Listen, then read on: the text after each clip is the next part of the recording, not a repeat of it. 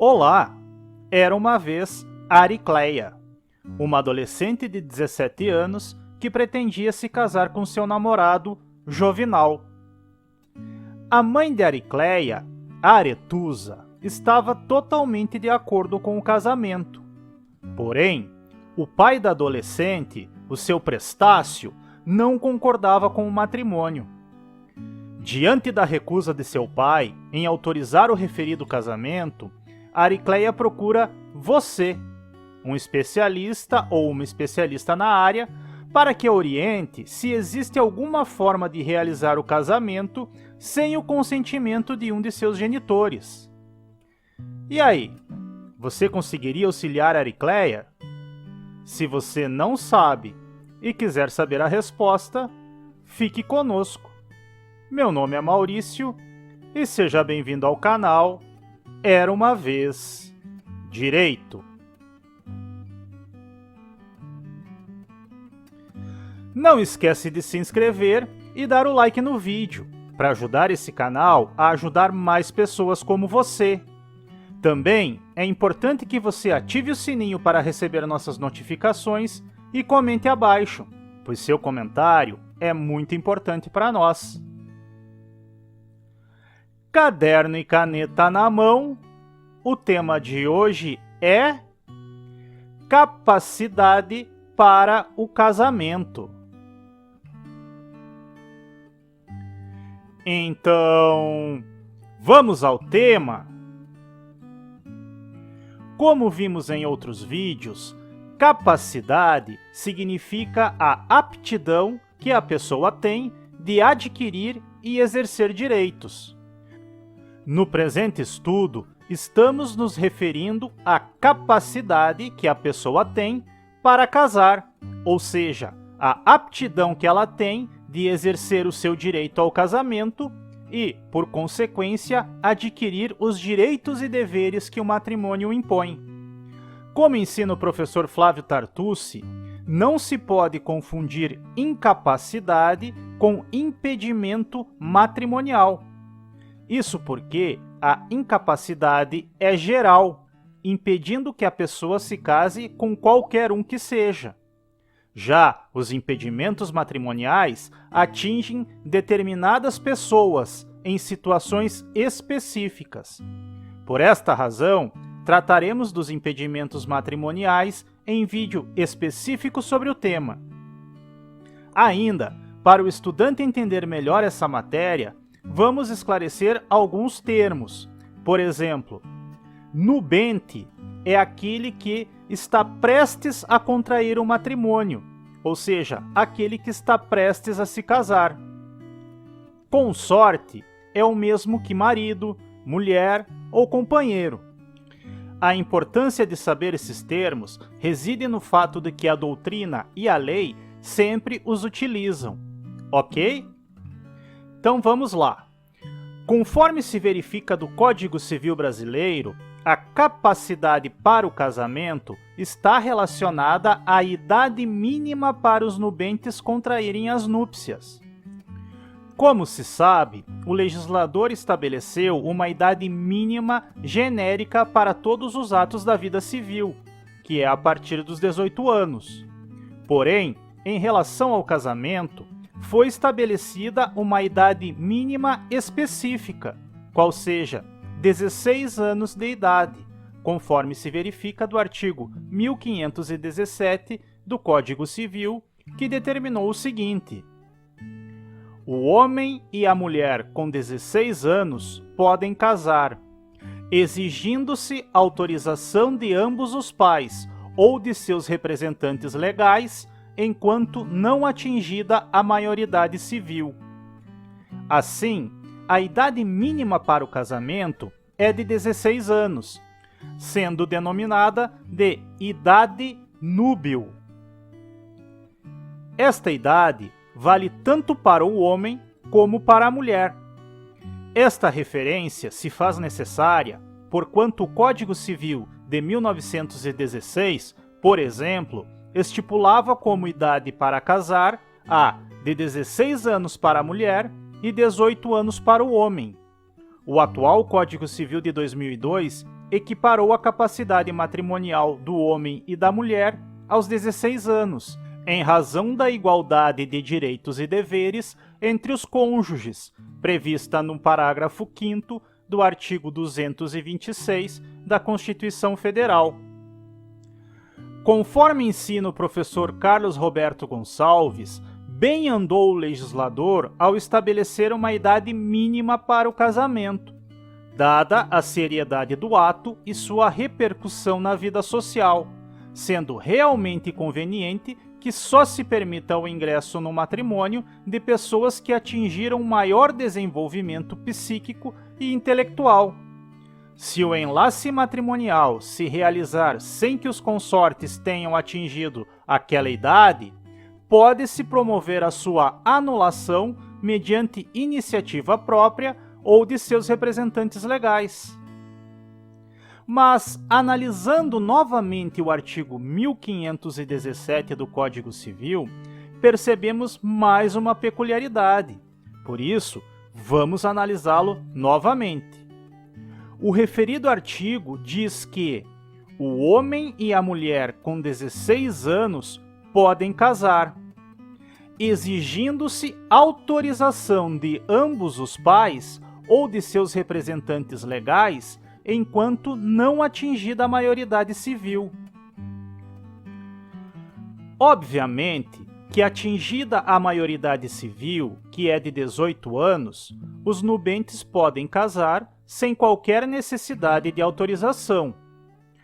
Contudo, sendo maior de 16 e menor de 18 anos, a lei determina a necessidade de autorização dos pais ou de seus representantes legais. Ressalta-se que a autorização deve ser de ambos os pais. Não haverá nenhum problema quando ambos os pais autorizarem o casamento. Da mesma forma, não haverá problema quando ambos denegarem a referida autorização. Mas, e quando somente um deles autorizar? Bem, havendo denegação da autorização por um dos pais, dois caminhos se pode seguir. O primeiro é esperar os nubentes atingirem a maioridade civil, que é 18 anos, e casar sem qualquer autorização. O segundo será buscar auxílio ao Poder Judiciário, requerendo o suprimento judicial do consentimento dos representantes legais, conforme determina o parágrafo único do artigo 1517 do Código Civil, que assim dispõe: se houver divergência entre os pais, aplica-se o disposto no parágrafo único do artigo 1631. O parágrafo único do artigo 1631 menciona que, divergindo os pais quanto ao exercício do poder familiar, é assegurado a qualquer deles recorrer ao juiz para a solução do desacordo. Então, da análise combinada dos dois artigos, o parágrafo único do artigo 1517, que remete ao parágrafo único do artigo 1631, concluímos que, em relação à autorização para os nubentes contrair matrimônio, havendo divergência entre os pais, é assegurado tanto ao nubente quanto a qualquer dos pais ou responsáveis recorrerem ao juiz para a solução do desacordo.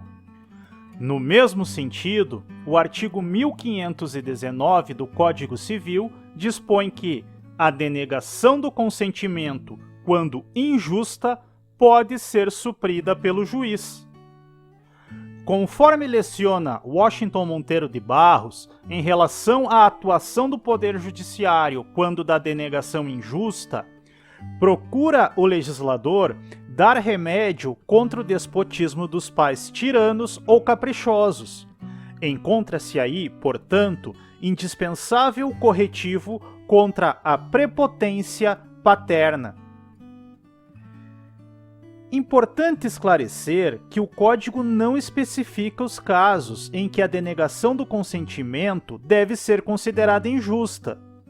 A questão fica ao prudente critério do juiz, que analisará cada caso de forma específica, verificando se a recusa paterna se funda em mero capricho ou em razões plausíveis e justificadas.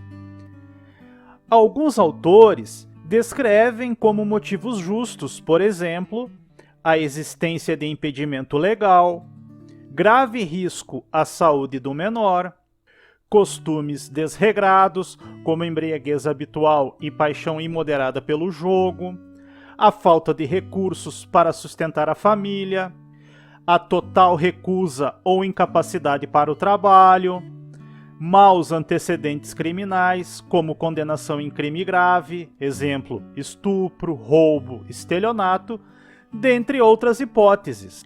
Ok?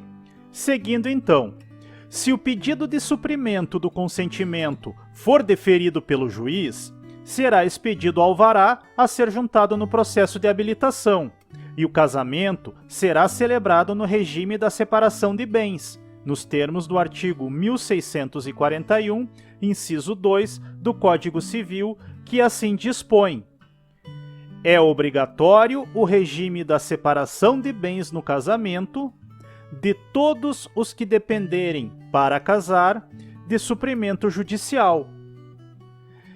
E como será o procedimento para o suprimento judicial do consentimento dos representantes legais? Bem, o procedimento é aquele previsto para a jurisdição voluntária, conforme artigos 719 e seguintes do Código de Processo Civil. Para viabilizar o pedido, admite-se que o menor púbere, que é aquele que conta com 16 anos ou mais, outorgue procuração a advogado sem assistência de seu representante legal, em razão da evidente colidência de interesses e por se tratar, como já dissemos, de procedimento de jurisdição voluntária. O próprio Ministério Público, o qual não se pode negar a legitimidade de parte, como defensor dos interesses dos incapazes, poderá requerer ao juiz a nomeação de advogado dativo para o menor. Da sentença proferida, cabe recurso de apelação para a instância superior. Esse recurso é voluntário, ou seja, não é obrigatório, e possui efeito suspensivo.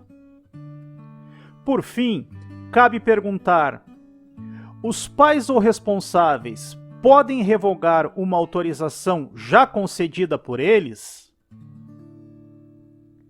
A resposta é sim. Mas até quando? Qual é o prazo? Os pais ou tutores podem revogar a autorização até a celebração do casamento, conforme dispõe o artigo 1518 do Código Civil. Entendido até aqui? Vamos seguir então. Uma questão interessante diz respeito à possibilidade de o nubente casar com idade inferior à idade núbil, ou seja, idade inferior a 16 anos.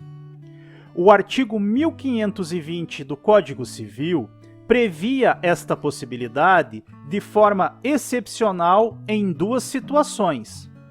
A primeira, para evitar imposição ou cumprimento de pena criminal, uma vez que o Código Penal trazia como hipótese de extinção da punibilidade o casamento do agente com a vítima nos crimes contra os costumes, e a segunda situação era em caso de gravidez.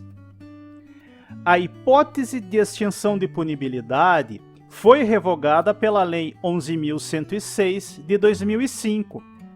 Porém, a possibilidade de casamento com idade inferior a 16 anos, neste caso, perdurou até a sua revogação pela Lei 13.811 de 12 de março de 2019, a qual alterou totalmente a redação do artigo 1520 do Código Civil. Assim, De acordo com o novo artigo 1520 do novo Código Civil, não será permitido, em qualquer caso, o casamento de quem não atingiu a idade núbil, observado o disposto no artigo 1517 deste Código.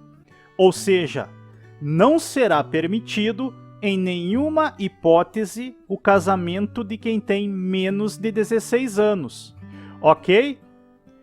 E aí, você conseguiu esclarecer nossa amiga Aricleia sobre o problema trazido no início do vídeo? Se conseguiu, parabéns! Se não conseguiu, vamos à resposta. Como vimos, em relação à autorização para os nubentes contrair matrimônio, havendo divergência entre os pais, é assegurado ao nubente ou a qualquer dos pais ou responsáveis recorrer ao juiz para a solução do desacordo, uma vez que a denegação do consentimento, quando injusta, pode ser suprida pelo juiz. Como vimos também, se o pedido de suprimento do consentimento for deferido pelo juiz, será expedido alvará a ser juntado no processo de habilitação, lembrando que estudaremos o processo de habilitação nos próximos vídeos, e o casamento será celebrado no regime da separação de bens, nos termos do artigo 1641, inciso 2 do Código Civil. Entendido? Agora, conte para nós, nos comentários, se você já passou ou conhece alguém que tenha passado por uma situação semelhante à da nossa amiga Aricleia. Qual foi o resultado dessa experiência? Comente, sua participação é muito importante para nós. E com isso, encerramos o nosso vídeo sobre capacidade para o casamento. Espero que você tenha gostado e que realmente tenha te ajudado a saber mais sobre esse assunto. Não perca os próximos vídeos sobre direito de família. Agradeço muito a sua companhia e desejo muito sucesso em sua vida. Peço que ative o sininho para receber nossas atualizações, deixe seu comentário abaixo que é muito importante para nós e compartilhe o vídeo. Afinal, estamos compartilhando conhecimento. Bons estudos e até mais!